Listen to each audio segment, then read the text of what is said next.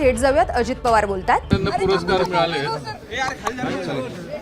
तुमच्या म्हणजे तुमच्याशी संबंधित असलेल्या तुमच्या सहकाऱ्यांच्या तुमच्या मार्गदर्शनात चालणाऱ्या माझ्या एकट्याच्याच नाही, अनेकांच्या संबंधित. मग त्याच्यामध्ये तुम्ही कोल्हापूरचे घाडगे घ्या, त्याच्यानंतर अलीकडे आल्यानंतर जयंतराव पाटील घ्या, अलीकडे आल्या की शिवेंद्रराजे भोसले घ्या.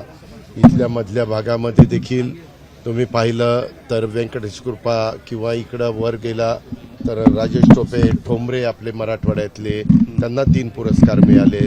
पलीकडं जर आपण पाहिलं तर बाळासाहेब थोरातांना मिळाले, काळेंना मिळाले. अशा अनेकांना ह्या क्षेत्रामध्ये काम करत असणाऱ्या अनेकांना वेगवेगळ्या प्रकारचे पुरस्कार त्या ठिकाणी मिळाले. त्याच्यातनं एक चांगलं काम केलेल्या शाबासकीची थाप पाठीवर पडल्यानंतर एक त्यालाही एक ग्रुप येतो, त्यालाही एक समाधान वाटतं. आणि त्याच्यातनं आम्ही आज हे पुरस्काराची किंमत पण इंडिव्हिज्युअल पुरस्कार 10,000चे होते ते 1 लाख केले. ते बहुतेक MD, chief chemist, chief engineer, आपल्या डिस्टरी इन्चार्ज ह्या लोकांनाच आपण देतो. तुमचं फायनान्शियली जे चीफ अकाउंटंट जे चांगलं काम करतात त्यांना. आणि अशा पद्धतीने त्या पुरस्काराचं वाटप झालेलं आहे. इतर काही प्रश्न आहे त्याच्याबद्दल मी माझा सुतोवाच भाषणामध्ये केलेलं आहे. मी मीटिंग पण त्यांची घेणार आहे आणि त्या मीटिंगमधनं जेवढे काही प्रश्न मार्गी लावता येतील महायुतीच्या वतीनं, राज्य सरकारच्या वतीनं ते लावण्याचा साखर निर्यातीच्या कोट्यासंदर्भात साखर निर्यातीचा कोटा 10 लाख मेट्रिक टन आलाय. त्याच्यातला 4.25 लाख मेट्रिक टन आपल्या महाराष्ट्राचा हिस्सा आहे. आणि सध्या रेट 3800 रुपये आहे एक्स फॅक्टरी, परंतु थोडंसं थांबलं तर अजून दर वाढण्याची शक्यता आहे. त्याच्यावर कुणी काही घाई करू नये असं आव्हान मी केलं आहे. कारण पुढं 3 आठवड्यांनी रमजान आहे, जगामध्ये सगळीकडे तो साजरा केला जातो आणि तेव्हा मोठ्या प्रमाणात साखरेची डिमांड जगभर त्या ठिकाणी वाढते आणि त्याच्यामुळे तेव्हाही दर वाढतील. आणि साधारण आमच्या ह्या क्षेत्रातल्या ज्यांचा ह्याचा गाढा अभ्यास आहे, जे फेडरेशनमध्ये काम करतात किंवा ह्या क्षेत्रात काम करतात, त्यांचं असं मत आहे की एप्रिल, मे, जून या काळामध्ये साखरेचे दर चांगले त्या ठिकाणी राहतील. आम्ही आता उद्या अमित साहेबांच्या बरोबर पण आमचा कार्यक्रम आहे, तिथं पण आम्ही विनंती करणार आहे की ज्यूस टू इथेनॉल आणि बी हेवी टू इथेनॉल हे जे दर त्या बाबतीमध्ये वाढवून द्या. MSP पण वाढवली पाहिजे, कारण 4-5 वर्ष झाली MSP 3100च आहे आणि FRP मात्र वाढत गेलेली आहे. त्याच्यामुळं साहजिकच शेतकऱ्यांना भाव उद्याच्याला वाढून द्यायचं म्हटलं तर साखर पण त्या दरामध्ये गेली तरच भाव वाढून देता येतो. म्हणून साखर असेल, आमची वीज असेल आणि आमचं इथेनॉल असेल, या संदर्भामध्ये आम्ही सगळ्यांनी लक्ष घालायचं ठरवलं आहे. चांगली व्हरायटी ही लावली गेली पाहिजे, त्याच्याबद्दल पण सुतोवाच. आणि दरवर्षी 33% तरी त्या भागात बेणं बदललं गेलं पाहिजे. एकदा नवीन बेणं आलं की ते 3 वर्ष टिकतं. असं जर बदल केला तर टनेज पण वाढेल, रिकव्हरी पण वाढेल, साखरेचं उत्पादन पण वाढेल आणि मेन उद्दिष्ट टार्गेट शेतकऱ्यांना जो जास्तीचा भाव मिळाला पाहिजे ते पण साधता येईल. दादा 12 जे इंडिव्हिज्युअल पाटी बदलली, पाटी बदलली, वर नावाची पाटी बदलली. साहेबांची शेजारी होती ती कोण? तुमची साहेबांच्या शेजारी नावाची पाटी होती, ती बदलून पलीकडे घेतली. काही नाही. त्याच्यामध्ये बाबासाहेबांना काही साहेबांशी बोलायचं होतं तर मी केव्हाही बोलू शकतो, म्हणून बाबासाहेबांना मध्ये बसवलं. मी तिथं असलो तरी मला बोलता येतच होतं ना. माझा आवाजच आहे की 2 खुर्च्या सोडून देखील तिसऱ्याला ऐकू जातं. त्याच्यावरलं हे काही बातमी होऊ शकत नाही. त्यामध्ये एक मी बाबासाहेब पहिल्यांदा सहकार मंत्री झाल्यानंतर रिस्पेक्ट तुम्ही 2 वर्ष आला नाहीत वार्षिक मी कामात होतो. माझे जास्त आता विधानसभेला आमदार निवडून आले की आला. माझे जास्त आमदार कसे निवडून येतील त्याचा 2 वर्ष विचार करत होतो. बांगलादेशी नागरिकांचा प्रश्न आहे, घुसखोरी आहे. पुण्यात पण काही बांगलादेशीकडे सर्व तो कागदपत्र प्रश्न आपल्या लाडक्या बहिणीचा लाभ एका बांगलादेशी महिलेला मिळालाय मुंबईमध्ये. तो प्रश्न आपल्या देशामध्ये सगळीकडेच उत्पन्न झालेला आहे. विशेषतः मुंबई, पुणे, अशी कलकत्ता अशी जी काही शहरं आहेत त्या शहरामध्ये देखील, दिल्ली वगैरे ठिकाणी ही लोक येत आहेत. त्यांना शोधण्याचं काम आणि त्यांना परत पाठवण्याचं काम आपण सुरू केलेलं आहे. परवा सैफवर पण जो हल्ला झाला तो बांगलादेशीच होता.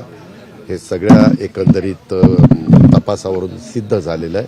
आणि आम्ही मागच्या वेळेस आम्हाला मर्यादित वेळ होता, त्याच्यावर लाडकी बहिणाचं आम्हाला आधार कार्डशी लिंकअप करायचं होतं. ते दुर्दैवाने आम्हाला करता आलं नाही कारण वेळ कमी होता. आता त्याच्या संदर्भामध्ये खरोखरी ज्या लाडक्या बहिणीला तो लाभ द्यायचा आहे तो लाभ देण्याच्या संदर्भामध्ये आम्ही हळूहळू पावलं रिकव्हरीचा काही विचार आहे का? रिकव्हरीचा काही विचार आहे? रिकव्हरीचा अजिबात विचार नाही. विक्रोळीमध्ये दादा सूर्यानगर आहे, त्या ठिकाणी एकच भिंती जी आहे ती 10 वेळा बांधण्याचं दाखवलंय. 2014 ते कोणी दाखवलं? मुंबई म्हाडाच्या वतीने बांधण्यात आलेली आहे. तुम्ही माहिती दिली, मला त्याची माहिती नाही. मी आता तुमच्याशी बोलून मुंबईला चाललोय. गेल्यानंतर म्हाडाच्या संबंधितांना, वत्सा नायर आणि जे कोणी असेल त्यांना बोलून घेतो आणि त्यांना विचारतो. साहेबांची तुमची काय चर्चा झाली?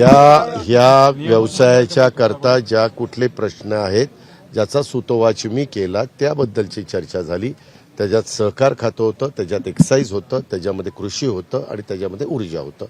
कारण ह्या 4 विभागाचा संबंध आपल्या ह्या इंडस्ट्रीचा, ह्या व्यवसायाचा आणि आमच्या राज्य सरकारच्या डिपार्टमेंटचा येत असतो. आणि बाकीचे आपले VSI मधले जे काही प्रश्न आहेत, VSIच्या घेतलेल्या जमिनीत उचल पाणी परवाना, कुठं लेवलिंग, कुठं काय.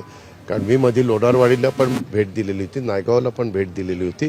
त्याच्यावर मी भेट दिल्यानंतर माझं स्वतःचं काय मत आहे ते सांगण्याचा प्रयत्न मी चेअरमन साहेबांना, व्हाईस चेअरमन साहेबांना, संचालक बोर्डाला केला. एकत्र कृषी विभागाचं 7 लाख शेतकऱ्यांचं ठिबकचं अनुदान थकीत आहे, 22 लाख शेतकऱ्यांचं कृषी यांत्रिकी. त्याच्या कालच मी कृषीचा आढावा घेतलाय. त्याच्यात काही गोष्टी 1 रुपयामध्ये पीक विमा आणि इतर गोष्टी आम्ही कुठलंही राज्य सरकार चांगल्या भावनेने योजना देण्याचा प्रयत्न करतो. कारण काही प्रवृत्ती अशी विकृत असते की त्याच्यातनं गैरफायदा कसा घेता येईल ते थोडंसं ह्याच्या बाबतीमध्ये झालंय. जे काही पेपर्स पाहायला मिळतात आणि त्याच्यामध्ये पारदर्शकता काही बाबतीमध्ये कशी आपल्याला आणता येईल, त्याच्यामधले असे जे काही त्रुटी आहेत, जे काही गोष्टी आहेत त्या कशा आपल्याला दूर करता येईल याबद्दल आम्ही सगळेजण लक्ष घातलंय. देवेंद्रजी आल्यानंतर मुख्यमंत्री महोदयांशी पण बोलून त्याबद्दलचे अंतिम निर्णय घेतले जातात. 2 ठिकाणच्या पालकमंत्री पदाचा विषय सॉर्ट आउट होतोय काय? रायगड आणि नाशिक. मुख्यमंत्री आल्यानंतर तो मुख्यमंत्र्यांचा अधिकार आहे. मुख्यमंत्री महोदय सगळ्यांशी चर्चा विनिमय करून मार्ग काढतील याबद्दल मला खात्री आहे. बीडचं एक मुंडेंच्या हत्येचे प्रकरण आहे, ते काल धसांनी सुरू केलं. जे कुठल्या कुणाच्याही हत्या असतील, जर त्याचे काही पुरावे दिले आणि तक्रार दिलेली असेल तर त्याची चौकशी केली जाईल. चौकशीमध्ये जे कोणी दोषी असतील त्यांना निश्चितपणे कायद्याने, नियमाने, घटनेने, संविधानाने जी शिक्षा करणं कडकमधली कडक. म्हणजे त्या सरपंचाची जी काय हत्या झाली ती तर इतकी निगृढ पद्धतीने केलेली आहे की तिथं त्या संबंधितांना फासावरच लटकवलं पाहिजे. त्याकरता 3 जणांना काम एजन्सीला दिलेलं आहे, CID, SIT आणि आपलं न्यायव्यवस्था, न्यायाधीश. हार्वेस्टर 150 शेतकऱ्यांची तक्रार आहे वाल्मिक कराडांच्या विरोधात. त्यांनी पैसे त्याबद्दलची चौकशी केली जाईल. कुणाच्याही बद्दल तक्रार, उद्या माझ्याबद्दल पण तक्रार आली तर चौकशी केली जाईल.